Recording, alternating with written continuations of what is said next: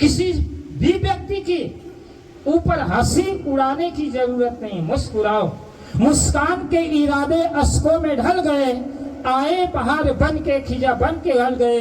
हकीकत न जान पाए गम और खुशी की, हम थे गुल गले लगाए कांटों से छल गए।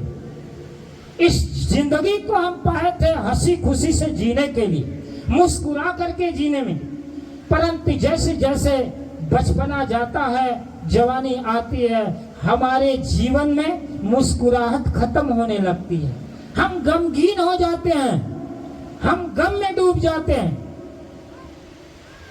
हमारी नीयत, हमारे विचार, हमारी सोच, पैदा हुए हैं इस संसार में कोई भी प्राणी मुस्कुराना नहीं जानता है, सिर्फ मनुष्य मुस्कुराना चाहता है। मुस्कुराने वाला व्यक्ति कभी डिप्रेशन में नहीं जाता, कभी तनाव में नहीं होता। ये वैज्ञानिक तथ्य है, ये वैज्ञानिक नहीं आध्यात्मिक तथ्य है। आप 24 घंटा में अगर 5 मिनट मुस्कुरा रहे हैं तो समझ जाइए कि आपको हार्ट अटैक कभी नहीं आएगा, गारंटी दे रहा हूं। 5 मिनट 24 घंटा में मुस्कुराओ, 1 महीना, बल्कि दर्पण के सामने खुद अपने चेहरे देख करके मुस्कुराओ, और मुस्कुराओ अपनी शक्लों को देखकर, तुम कैसे हो। छोटा बच्चा दर्पण के सामने मुंह बिचकाता है, थोड़ा बच्चा की तरह हो जाओ, आप भी दर्पण के सामने मुस्कुराओ। आजकल छोटी छोटी लड़के लड़कियां बॉयफ्रेंड गर्लफ्रेंड मुस्कुरा कर ऐसे ऐसे आंखें मटका कर पोज लेते।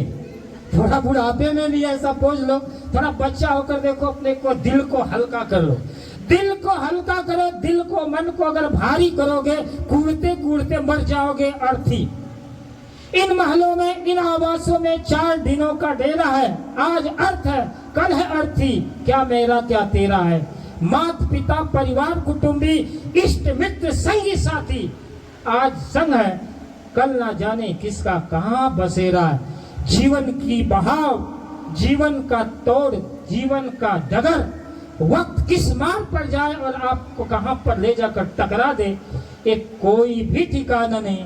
तो मुस्कुराओ, दूसरे के जिंदगी में हंसी लाओ और सही सम्मान पूर्वक जीवन जियो, सच्चाई ईमानदारी के मार्ग पर चलो।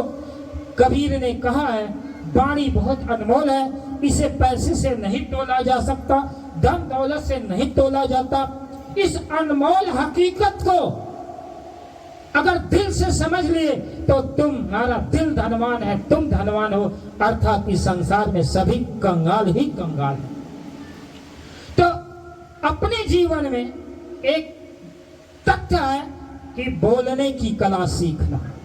आप science, physics, chemistry, biology, geology, दुनिया भर की चीजें पढ़ लेते, लेकिन आप अपने दिल को पढ़ो, दूसरे की भावनाओं को पढ़ो।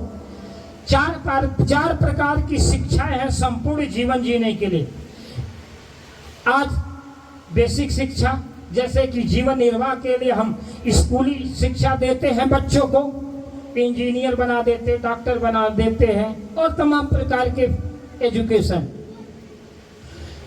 इस शिक्षा से दूसरी इंपॉर्टेंट है शिक्षा, जिसको हम बोला बेसिक नॉलेज, व्यवहारिक शिक्षा। माता पिता को स्कूली शिक्षा देने से पहले व्यवहारिक शिक्षा पर पारंगत करना चाहिए। व्यवहारिक शिक्षा स्वयं माता पिता को अपनाना चाहिए और व्यवहारिक शिक्षा बच्चों को देना चाहिए।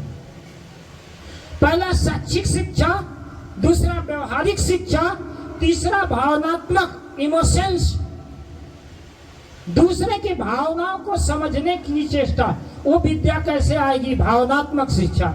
दूसरे की भावनाओं को, दूसरे की विचारों को आप समझने की चेष्टा करें। घर गृहस्थी में अगर समस्या पैदा होता तो केवल भावनात्मक ज्ञान न होने के कारण। आपकी बेटी बड़ी हो गई, आपका बेटा बड़ा हो गया, तो बड़े होने के साथ साथ आपके भाव, उसके भावनाओं को परखिए। पत्नी पति के भावनाओं से बहुत सारे समाधान, एक दूसरे की भावनाओं को समझ लेना। जब आप प्रेम के क्षण में होते हैं तो आपकी आंखें भावनाएं एक क्या होती है, शब्द दे देती है। प्रेम के क्षण में आपकी भावनाएं कुछ अलग होती है, क्रोध के समय में आपकी भावनाएं अलग होती है। क्रोध काम वासना में होते तो आपकी भावनाएं कुछ अलग होती हैं, लेकिन जब शांत होते, औलाद में होते, वात्सल्य स्नेह में होते, तब आपकी भावनाएं कुछ अलग होती हैं। तो इमोशंस को पढ़ना आइए। ये तीसरे प्रकार की शिक्षा है। चौथे प्रकार की शिक्षा है आध्यात्मिक। आध्यात्मिक शिक्षा का मतलब होता है आध्यात्मिक ज्ञान, जिसके लिए हम सभी बैठे हैं। इसका अभिप्राय है अध्ययन धन आत्मना, वह ज्ञान जिसमें अपनी आत्मा का अध्ययन कराया जाता हो, खुद को जाना जा सकते। इदम तीर्थम भ्रमंति ते तामसा जना आत्म तीर्थ न जाना अनुश्रूय प्रिय। भगवान से पार्वती पूछती है, गुरु शिष्य संवाद के अंतर्गत शिव की पत्नी पहली शिष्य है। पार्वती पूछती है, प्रभु ये बताइए कि संसार में सबसे बड़ा तीर्थ क्या है?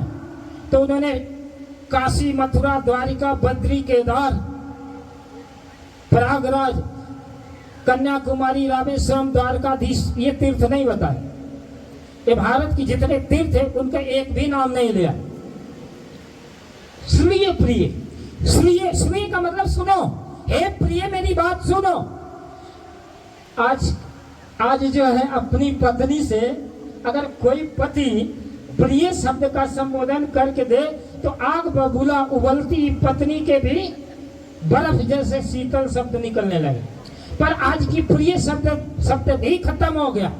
अब केवल गर्लफ्रेंड के लिए प्रिय, पत्नी के लिए प्रिय नहीं। पर शिव अपनी पत्नी के लिए कितना अच्छा प्यारा शब्द दे रहे हैं। सुनिए प्रिय, सुनिए प्रिय।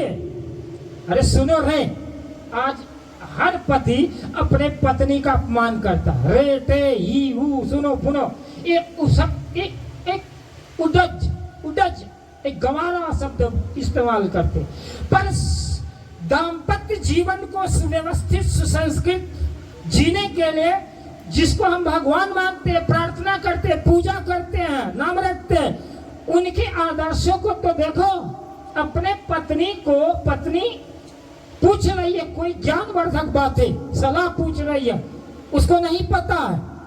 तो पत्नी पूछती है तो बोला कि मुझे नहीं पता है। बोला तू जानकर क्या करेगी, तुम्हें जाने की कोई जरूरत नहीं। अक्सर पति बोलते, लेकिन शिव कहते हैं सुनिए प्रिय, सुनो प्रिय। क्या सुना रहे?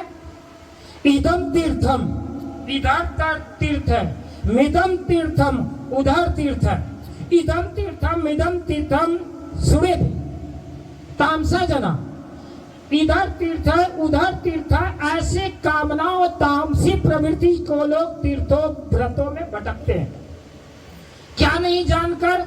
अपने आत्मा रूपी सच्चे तीर्थ को न जानकर तामसी प्रवृत्ति को लोग तीर्थ भरत मुरत में भटक रहे। उसी बात को कबीर, जो इतने वर्ष पूर्ण वैदिक काल में पार्वती को शिव बताते हैं कि आत्मा रूपी तीर्थ को न जानकर तामसी लोग तीर्थ व्रत में उपवास में भटक रहे, उसी बात को तो कबीर कहा है। वही बात तो सरल सब। तीर्थ गए 3 जना, चित चंचल मन चोर, एक को पाप न काटिया, लादिन मद 10 मन और।